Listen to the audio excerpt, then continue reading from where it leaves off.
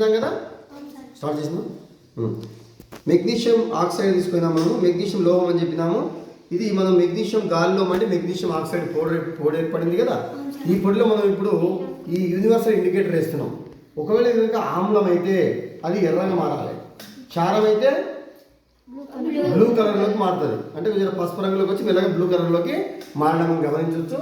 ఒకసారి చూద్దాం. ఇది మరి మెగ్నీషియం ఆక్సైడ్, లోహ ఆక్సైడ్ అనేది ఆమ్లమా క్షారమా చూద్దాము.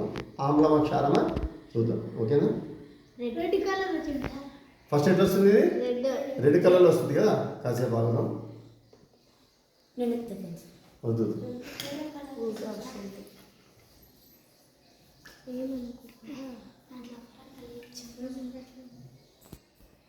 Magnesium oxide. Okay, magnesium oxide.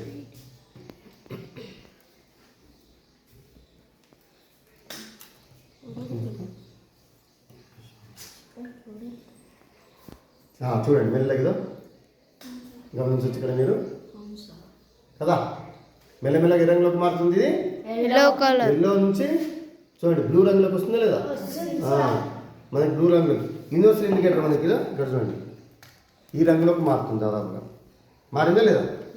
కాబట్టి ఇది మనకి ఆమ్లమా క్షారం చెప్పండి. ఇప్పుడు క్షారం అవుతుంది. ఏమవుతుంది? ఇది క్షారం. కాబట్టి లోహాల యొక్క ఆక్సైడ్లు ఏ గుణం కలిగి ఉంటాయి? క్షార గుణాన్ని కలిగి ఉంటాయి. ఓకేనా?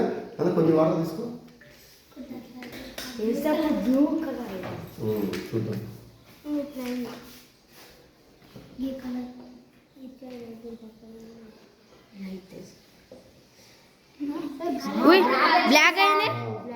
మనకి బ్లూ రంగులోకి వస్తుంది కదా. అంటే ఇది క్షారత్వం క్లియర్ కనిపిస్తుంది. ఓకేనా? ఇదే మనకి కనిపిస్తుంది పైకి కదా.